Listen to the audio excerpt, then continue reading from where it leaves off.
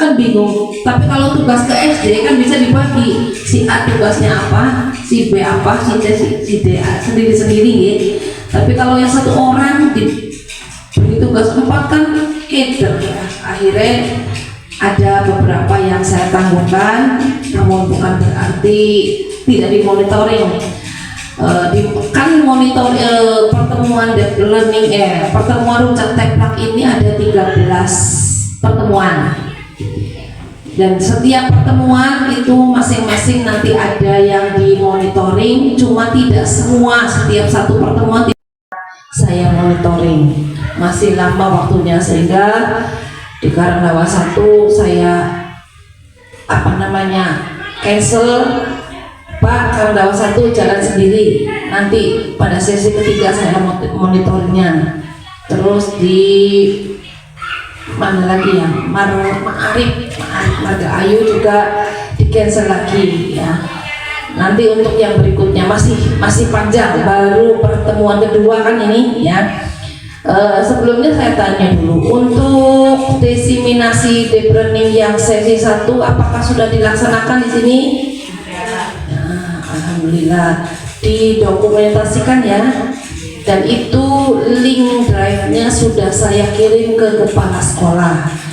Bapak Ibu nanti lihat di link Karangdawa 2, di situ ada folder. Di dalam folder itu nanti diisi dengan foto-foto dan video. Dalam foldernya itu jangan membuat foldernya 13. Kan 13 pertemuan sih ya.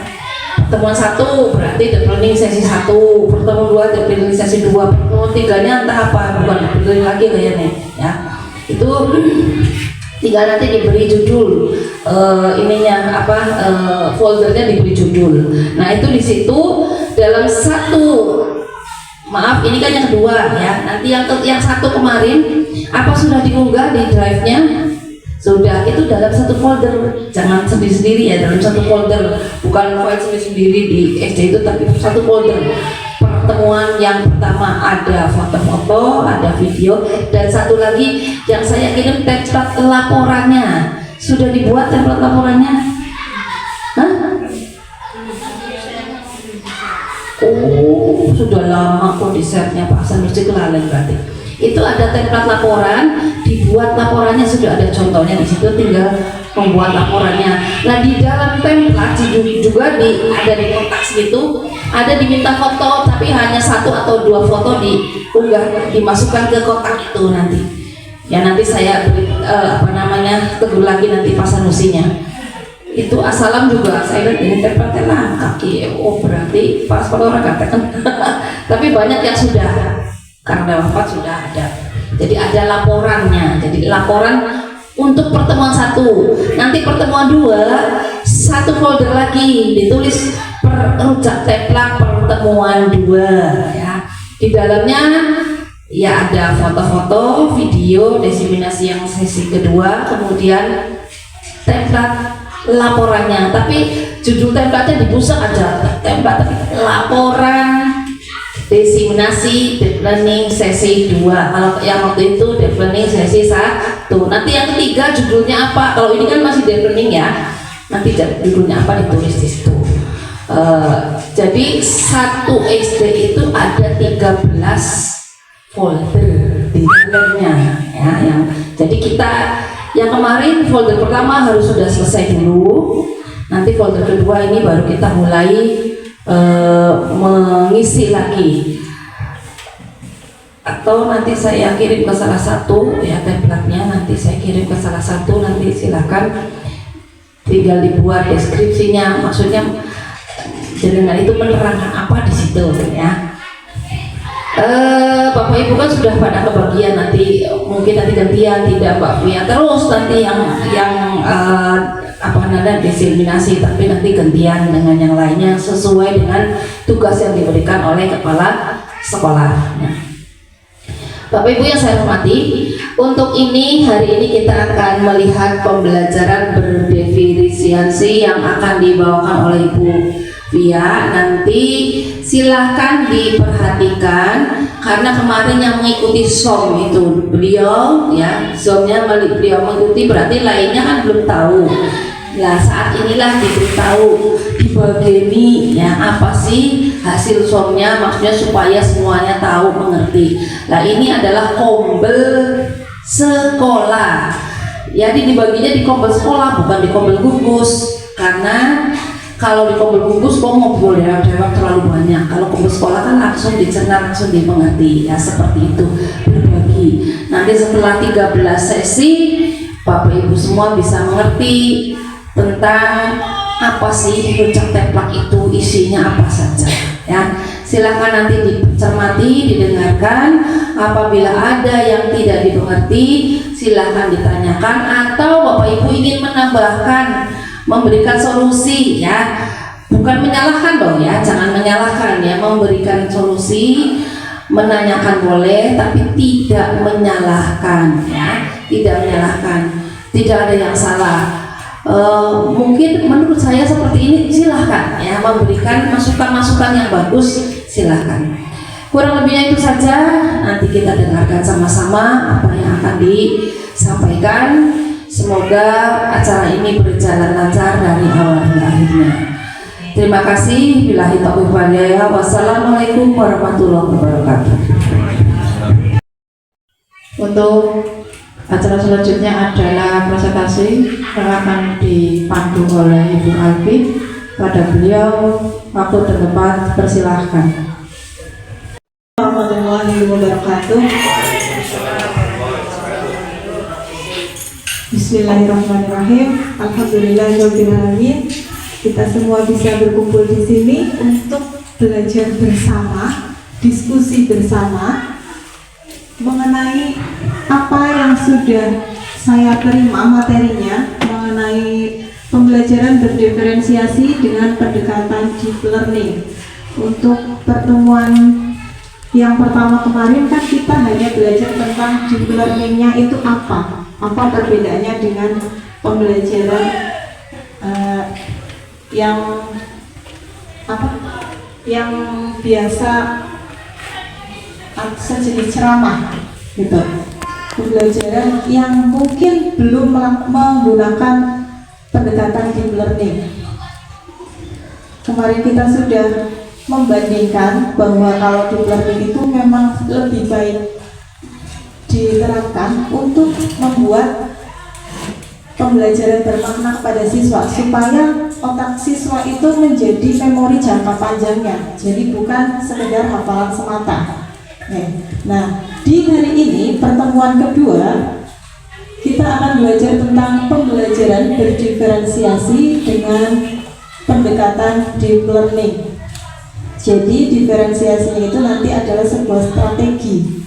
Strategi itu berarti hal-hal yang dilakukan oleh guru demi mencapai tujuannya, gitu kan? Dan kita menggunakan pendekatan deep learning juga supaya materi-materi yang sampai ke siswa bisa menjadi memori jangka panjangnya mereka, bukan hanya sekedar hafalan, tapi mereka bisa menganalisis beberapa kejadian yang terjadi di lingkungan sekitar mereka dan dihubungkan dengan pelajaran yang sudah mereka terima. Begitu kurang lebihnya. Untuk menambah fokus kita hari ini, kita akan melakukan ice breaking dulu sebelum memasuki materinya. Teman-teman bersedia dan siap? Oke, silakan. Mari gerakan tangan. Mengikuti. Oke, semuanya berdiri biar lebih semangat. Ikuti gerakan tangan. Stop.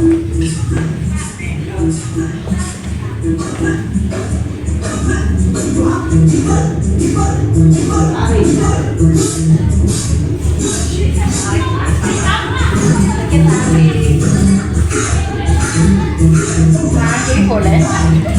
Biasa ke kanan.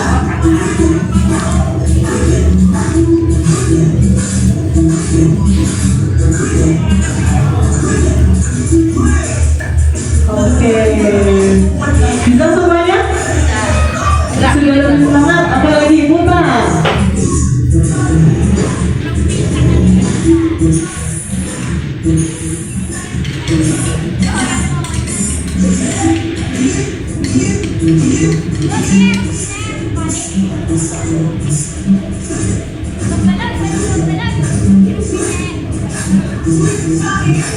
Tunjuk.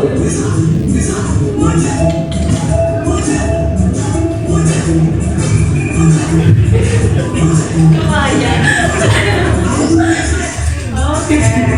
Sudah cukup? Terima kasih. Oke, mari kita masuk ke materi yang pertama. Mengapa diseminasi ini perlu dilakukan? Karena kita harus melihat kebutuhan dari sekolah atau kebutuhan yang kita perlukan untuk mengajar. Mengajar itu kan tidak hanya sekedar kita mengucapkan materi-materi atau ilmu-ilmu, tapi harus mentransfer. Yang namanya transfer berarti yang menerima juga harus siap. Jadi mengajar itu juga perlu seni dan memahami siapa yang mau ditransfer ilmunya. Dalam hal ini kita mentransfer ilmu kepada siswa atau peserta didik. Apakah semua peserta didik sama? Tidak. Adakah peserta didik yang satu kelas kok menang kabeh? Tidak. Apakah Bapak Ibu guru mengalami kesulitan dalam mengatur materi pembelajaran yang diberikan kepada siswa? Ada kesulitan? Atau semuanya bisa langsung menangkap dengan satu cara yang sama? Mereka bisa langsung, oh iya, semuanya bisa menjawab dengan nilai 100 atau minimal 90 wis. Selalu ada perbedaan-perbedaan nilai, terutama bentuk asesmennya, yang membuat kita merasa, oh si A belajarnya dengan cara ini, si B dia itu gak bisa belajar di kelas. Nah, hal ini akan kita bahas pada pembelajaran berdiferensiasi. Selanjutnya, Bu Kiki. Oke. Yang melatar belakangnya yang pertama adalah setiap anak adalah istimewa dan telah dibekali dengan kemampuan, minat, dan bakat yang unik dan luar biasa sejak lahir. Jadi anak-anak itu tidak ada yang tidak sempurna. Mereka semua sempurna di mata Tuhan. Sudah diciptakan sebaik mungkin. Itulah sebaik-baiknya ciptaan Tuhan manusia. Meskipun ada beberapa anak yang mungkin seperti terjadi di kelas 1 di sekolah ini, Bu, ada anak yang selalu lari-lari di luar kelas, tidak mau duduk diam. Namanya Amira ya, kelas 1. Dia tidak pernah bisa mengikuti pembelajaran. Kemungkinannya berkebutuhan khusus. Karena dulu saya pernah mengajar anak-anak berkebutuhan khusus, dia itu tidak bisa diajak ngobrol dua mata. Fokusnya memang tidak ada. Dan anak-anak yang seperti ini mungkin memang kita akan sangat-sangat kesulitan dalam menghadapinya. Tapi karena saya dulu pernah belajar, ada orang-orang tertentu yang bisa membuat fokusnya dia ada di jalurnya, tapi bukan guru seperti kita sepertinya. Dan itu pun tidak bisa pembelajarannya digabungkan dalam satu kelas. Tapi menurut Tuhan, dia tetap anak yang sempurna. Begitupun menurut orang tuanya. Hal ini yang harus kita lihat sebagai guru. Kita tidak bisa menyalahkan potensi yang dimiliki siswa ataupun bawaan yang dimiliki siswa. Kita yang mencari tahu bisa atau tidak. Kalaupun tidak bisa, dikomunikasikan dulu dengan orang tuanya, begitu. Yang kedua, ada permasalahan untuk pendidikan. Literasi, numerasi, keterampilan berpikir tingkat tinggi, dan ketimpangan pendidikan. Hal ini juga menjadi masalah yang ada di sekolah kita.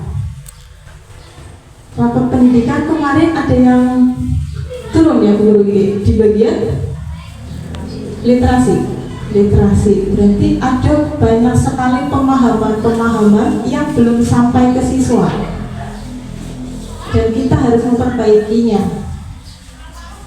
Yang namanya kurikulum merdeka itu sebetulnya meniru dari Finlandia, contoh terbaik pendidikan yang menurut kita terbaik di dunia. Tapi sayangnya di Indonesia kurikulum itu diberikan hanya kepada sekolah dan guru. Di rumah, apakah orang tua mengontrol jam bermain HP? Banyak yang tidak. Apakah orang tua ikut mengajari? Belum tentu.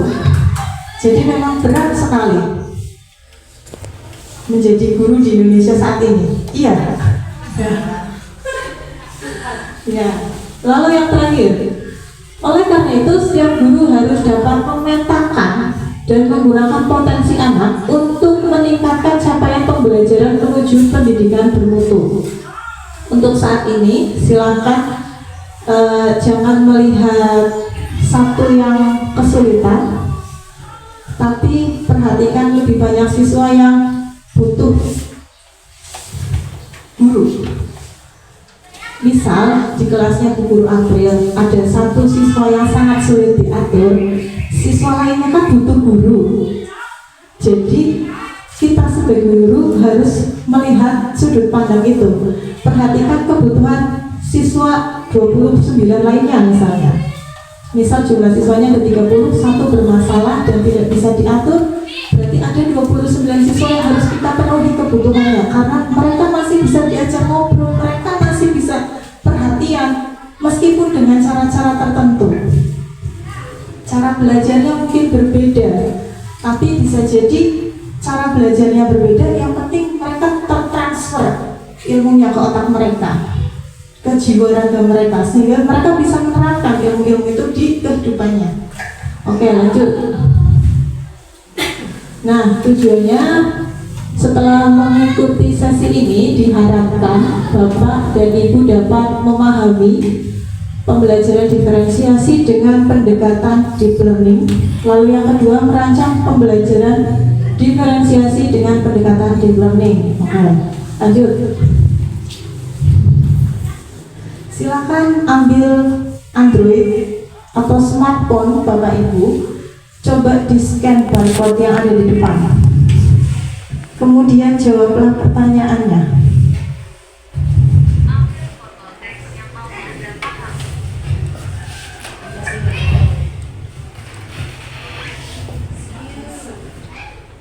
Bisa keluar pertanyaannya? Kalau tidak bisa, saya share di grup.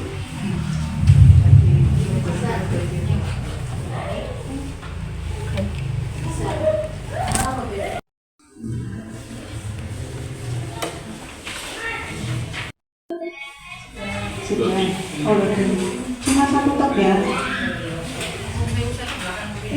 Tiganya adalah kesiapan belajar, minat, dan profil belajar murid. Apakah di atas sekali lagi? Oke. Nah, kesiapan belajar ini berkaitan dengan kompetensi-kompetensi yang sudah dimiliki siswa sebelumnya. Contohnya, anak kelas 2 mereka baru bisa menghitung misalkan perkalian dengan cara menjumlah berulang. Contoh, misal 5 kali 4 berarti 4-nya ada 5, ya kan? Tidak mungkin kita tiba-tiba memberikan 17 kali 21. Mereka menyusunnya banyak sekali, walaupun bisa, tapi berarti kita memberikannya tidak sesuai dengan kesiapan belajarnya. Makanya ada tahapan-tahapan yang harus dilewati. Selanjutnya untuk minat murid atau learning interest. Learning interest itu terbagi menjadi 2, minat dalam diri atau minat karena situasi. Minat dalam diri itu terbentuk karena memang dirinya itu udah pengen tahu, rasa ingin tahunya tinggi. Sedangkan minat berdasarkan situasi itu biasanya terjadi terjadi karena kita, karena anaknya memang senang sama gurunya, situasinya, bukan pelajarannya. Tapi minat tersebut meskipun belum datang dari dalam diri siswa, bisa membuat pembelajaran itu masuk ke dalam dirinya. Makanya sebagai guru kita juga tidak hanya memberikan transfer ilmu, tapi juga menjadi teman mereka supaya mereka juga nyaman sama kita, mereka juga berminat bertemu dengan kita. Selanjutnya profil belajar murid. Nah, profil belajar murid itu juga termasuk dalam gaya belajar. Gaya belajar bisa menjadi auditory atau belajar dengan mendengarkan, visual belajar dengan melihat, dan kinestetik belajar sambil melakukan. Lanjut. Oke, strategi pembelajaran berdiferensiasi. Masuk guru Kiki. Oke, dalam pembelajaran berdiferensiasi itu ada 3 strategi. Ada diferensiasi konten atau materi, formal penyampaian, diferensiasi proses, membedakan proses-proses yang dialami peserta didik tidak harus sama dalam satu kelas. Kemudian diferensiasi produk pada hasil akhir yang dibuat oleh siswa. Oke, lanjut Bu Guru Kiki. Nah, sekarang kita mulai bermain peran. Sementara ya, Anda menjadi seorang murid dan saya menjadi guru yang akan mencoba menggunakan pembelajaran berdiferensiasi. Di akhir nanti jika saya memang ada sesuatu yang harus diperbaiki, saya mohon maaf, silakan diperbaiki bersama, kita berdiskusi bersama. Oke? Nah, yang pertama kita harus perhatikan video berikut, kemudian berikan komentarmu pada link yang disediakan. Silakan perhatikan dulu videonya. Sebanyak 97,5% air yang ada di bumi merupakan air asin. Bukan air tawar yang sesuai dengan kebutuhan sehari-hari manusia. Dari 2,5% air tawar yang ada, sebagian besarnya tidak dapat digunakan karena berada di tempat yang jauh tidak terjangkau. Seperti terperangkap dalam bentuk salju, es di kutub, atau di bawah tanah yang sangat dalam. Hanya kurang dari 1% air tawar saja yang dapat digunakan oleh manusia. Menurut Kementerian PUPR, penggunaan air rata-rata setiap orang di perkotaan Indonesia adalah 144 liter per harinya, setara dengan 16 buah galon air. Hampir separuhnya digunakan untuk mandi. Sisanya digunakan untuk mencuci, memasak, dan minum. Kok bisa air tawar di bumi yang jumlahnya sedikit tidak habis digunakan terus-menerus oleh manusia? Kita akan menjawab bersama, tapi sendiri-sendiri. Menjawabnya semuanya maksudnya bareng-bareng, tapi menjawabnya sendiri-sendiri. Silakan lanjutkan dulu. Nah, bisa di-scan lagi. Tapi ini masuknya nanti ke linknya ke Padlet, bukan yang seperti tadi.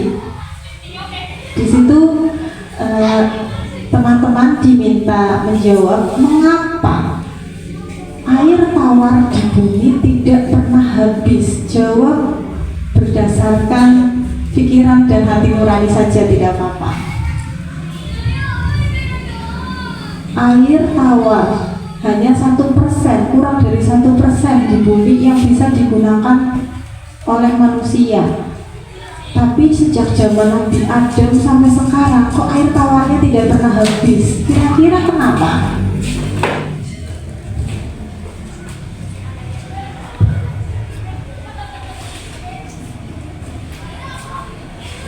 Jika dalam kelas ini disebut pertanyaan pemantik. Oke, di speaker kabeh.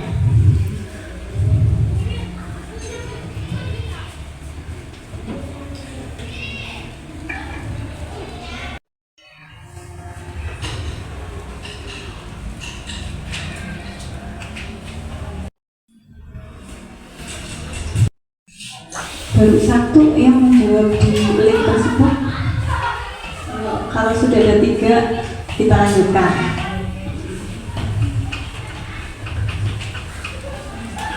Ya, untuk menambahkan dengan plus di atas. Kita menggunakan link karena dalam pelaksanaannya ketika rujak template berlangsung memang sama-sama juga menggunakan link. Itu prinsipnya karena mungkin audiensnya kan jauh, supaya tidak nyeseki kolom komentar, akhirnya menggunakan link-link seperti ini gitu. Untuk di kelas bisa menggunakan sticky note ataupun acungan jari dari peserta didik.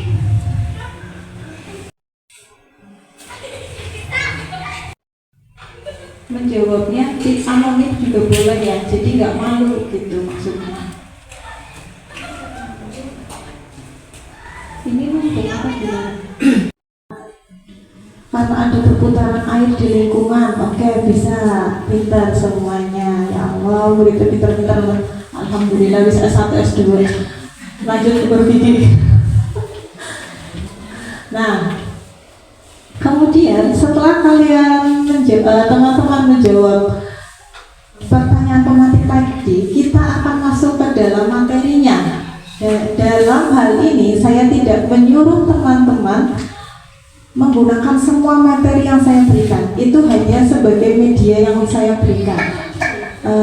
Teman-teman boleh membaca sebuah bacaan untuk yang memiliki atau merasa memiliki gaya belajar dengan visual. Ada bacaannya, sudah saya sediakan. Terus boleh menonton video, nanti ada lagi. Kemudian mengamati langsung menggunakan lembar observasi. Silahkan dipilih dulu. Yang menggunakan lembar observasi ada?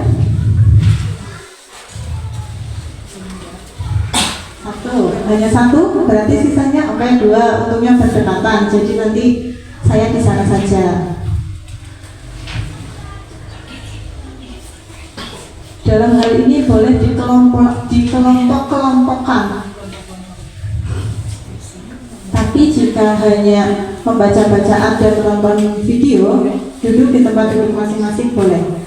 Karena ada dua yang menggunakan pengamatan langsung atau mengisi lembar observasi, jadi saya akan mendekat kepada yang mengamati.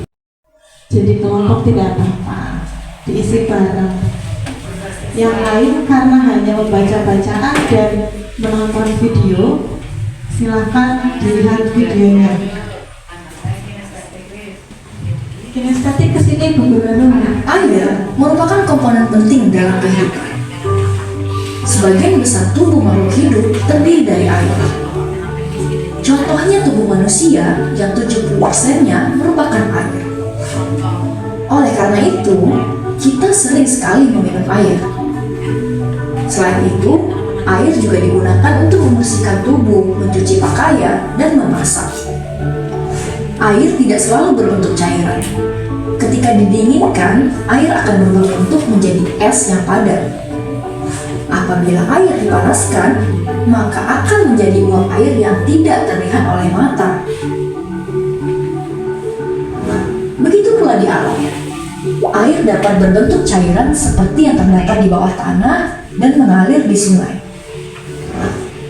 atau berbentuk padat seperti yang terdapat pada salju dan es di kutub, ataupun berbentuk uap air saat terkena sinar matahari yang panas. Seluruh proses perubahan bentuk air yang terjadi secara alami di lingkungan termasuk ke dalam siklus air. Air di lautan akan menguap ke udara akibat panasnya matahari, kita sebut sebagai evaporasi. Uap air tersebut Silakan, cukup ya.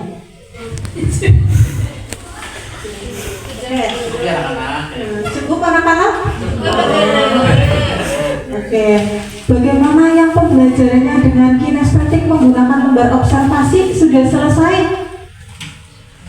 Sudah selesai? Oh sudah. Yang mau coba sebelum melanjutkan, saya ingin tahu dulu dari di antara teman-teman siapa saja yang menggunakan gaya belajar visual. Satu. Lalu visual auditory. Ya, Lalu yang kinestetik berarti hanya 2. Oke. Dilanjutkan langsung. Nah, setelah kalian belajar, Bu Guru ingin melihat kalian mengisi teka-teki silang yang sudah Bu Guru buatkan. Ada 10 soal dalam teka-teki silang tersebut. Adakah yang kesulitan dalam mengisi? Dicoba dulu, 2 menit selesai. Kan sudah belajar tadi.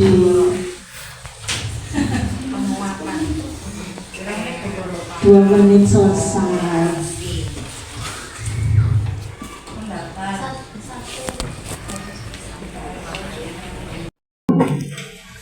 Ya, satu menurut. Uap air berubah menjadi titik air di langit. Kondensasi, pintar. Oh iya, ada di bacaan juga. Itulah gunanya belajar. Nomor 2, mendatar. Proses ketika air dari laut, sungai, dan danau berubah menjadi uap karena panas matahari. Evaporasi. 3. Air yang tersimpan di bawah permukaan tanah bisa keluar sebagai mata air. Air tanah, iya. 4. Menurun. Tempat air mengalir dari pegunungan ke laut setelah hujan turun. Ya, sungai, pintar. 5. Gumpalan putih atau abu-abu di langit. Awan, gampang. 6. Makhluk hidup yang juga melepaskan uap air dari daunnya, ada kata daun, gampang ya, tumbuhan. 7. Proses air yang terus berputar dari bumi ke langit dan kembali lagi. Nah, tadi kita pelajari dalam video juga, namanya siklus air. Oke. Sekarang nomor 8, menurun. Tempat paling besar yang menampung air dan menjadi sumber utama uap air. Laut. Iya, laut itu besar dan luas sekali ya. Pintar-pintar sekali. Oke, tepuk tangan dulu untuk kita semuanya. Ya Allah, terima kasih pintar-pintar sayangku, cintaku. Oke, lanjut.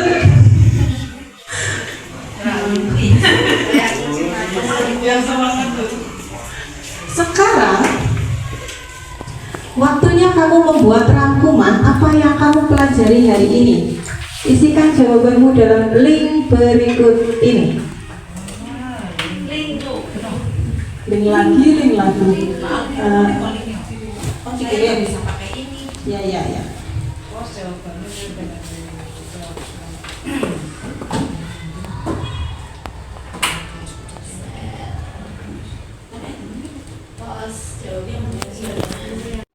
Yang bentuknya ilmiah. Bisa, tapi berarti dibuka linknya di sini. Terus difoto, upload gitu. Kamu merangkum. Jadi tadi setelah diberikan materi, membuat rangkuman. Rangkumannya boleh tulisan tangan maksudnya, tidak harus ditulis ketikan. Begitu. Jika tulis tangan, silakan difoto, nanti fotonya yang diupload. Intinya bentuknya rangkuman. Rangkuman tidak harus tulisan juga, gambar pun guru anggap sebagai rangkuman. Bisa ditampilkan?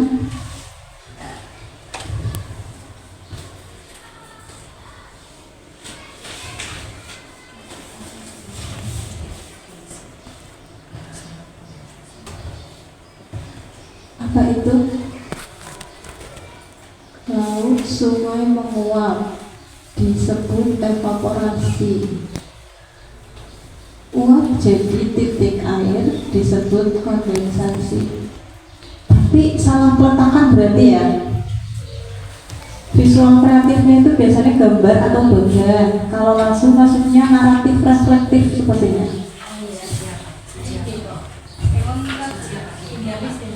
Ya, sepertinya itu lirik lagu soalnya, bukan visualisasi dari pembelajaran tadi. Boleh. Terima kasih. Ada lagi yang sudah selesai?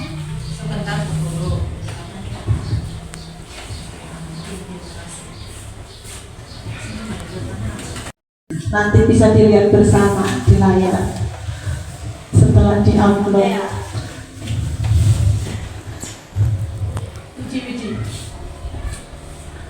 Apa itu segitiga? Gunung ceritanya ya. Oke, sepertinya gunung, ada laut, itu aliran air sungai, ada awan juga. Oke.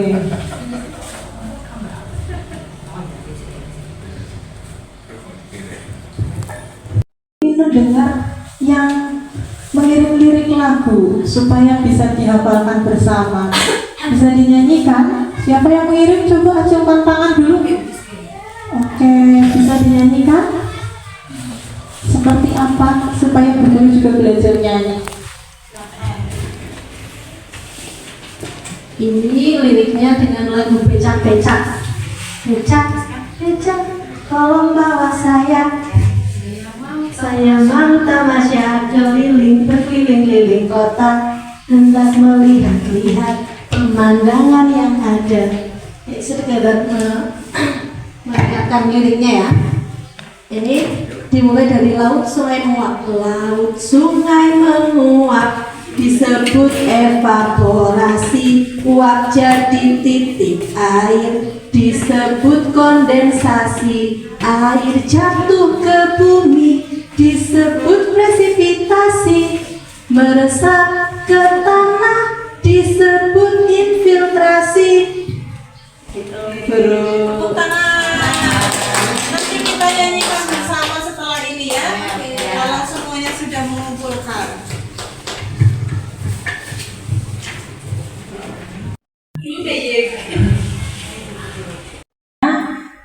Oke, semuanya berputar. Ada yang namanya kondensasi, terus evaporasi,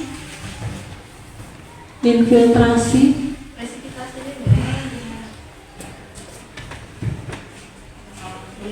Sepertinya ada yang salah satu ya.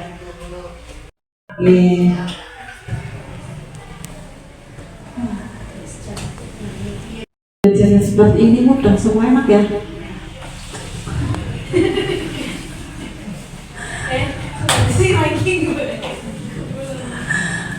Tapi nyatanya ya kita guru juga, kita belajar. Bagus sekali ini. Ada gunung, lautnya, ada kapalnya, ada apa ya Allah, bajak laut keren sekali itu gambarnya siapa? Ada One Piece di situ. Gambar tengkoraknya besar sekali. Laut menguap jadi awan. Oke, ada lagi yang membuat rangkuman tulisan. Siklus air merupakan proses sirkulasi air secara terus-menerus dari permukaan bumi ke atmosfer, kembali lagi ke bumi. Proses ini terjadi karena adanya energi matahari dan gaya gravitasi. Oke, pintar sekali ya Allah. Alhamdulillahirabbil alamin. Tepuk tangan untuk kita semuanya. Sepertinya sudah cukup ya. Silahkan dilanjutkan PowerPoint-nya Bu Titi. Kalau terlihat dari rangkuman yang sudah dilaporkan. Ini. Oke. Sekarang saya berubah menjadi rekan kalian lagi. Oke, Bapak Ibu yang saya hormati, lanjut Bu Titi setelah ini. Karena saya sebagai golongan muda yang otomatis pengalamannya kalah dengan Bapak Ibu semuanya, saya belum 5 tahun di sini ya, menjalani tahun ke-5 di sini. Saya sebagai guru negeri kalah pengalaman lah dengan Bapak Ibu semuanya. Jadi kita berdiskusi. Diskusinya saya buatkan pertanyaan, kemudian kita jawab bersama ya. Yang pertama, apa yang Bapak Ibu rasakan ketika bisa memilih cara belajar dan mengekspresikan dengan pemahamannya sendiri? Berarti perasaannya, bagaimana perasaannya? Apa yang dirasakan? Senang. Oh, senang. Ada yang sedih tidak? Yang semua dilakukan tidak ada yang menyenangkan. Sedih. Tidak ada. Semuanya senang. Oh, senang. Ya Allah, itu kesedihan yang terbawa gara-gara faktor lain, bukan faktor pelajaran ya. Kasihan sekali. Nanti teman-teman tolong berbagi ya sama yang tidak sanggup ya. Kasihan itu istirahat, diajak minum es bareng minimal.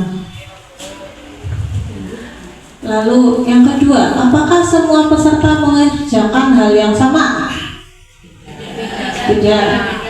Apakah semua belajar tentang topik yang sama? Ya. Apakah produk Bapak Ibu menunjukkan pemahaman yang tadi dibuat? Ya, oke. Meskipun tampilannya berbeda? Ya. Sekarang kita refleksikan bersama. Itu barangkali saya ada yang salah, silahkan dikoreksi, tidak apa-apa. Bagian mana terjadi diferensiasi konten atau materi? Tadi saya memberikannya. Pemaparan itu yang video itu kan berarti memberikan konten-konten video awal. Berarti ada yang video, ada yang bacaan, kayak buku bisa dari internet dan sebagainya. Berarti saya sudah menampilkan diferensiasi konten tadi. Ya, terima kasih. Yang kedua, mana yang termasuk diferensiasi proses? Saat membagi kelompok di kelompok-kelompokan tadi, itu termasuk diferensiasi proses. Baik. Lalu yang terakhir, bagaimana perbedaan muncul dalam produk? Semuanya muncul dengan produk yang berbeda-beda, tapi bisa menunjukkan pemahaman masing-masing individu ya. Oke, berarti tadi saya sudah menampilkan pembelajaran berdiferensiasi, betul?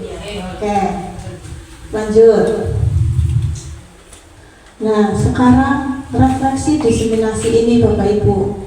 Barangkali ada yang ingin disampaikan terkait pertanyaan-pertanyaan ini. Silakan disampaikan. Apa yang telah Bapak Ibu pelajari dari pelatihan ini? Oke.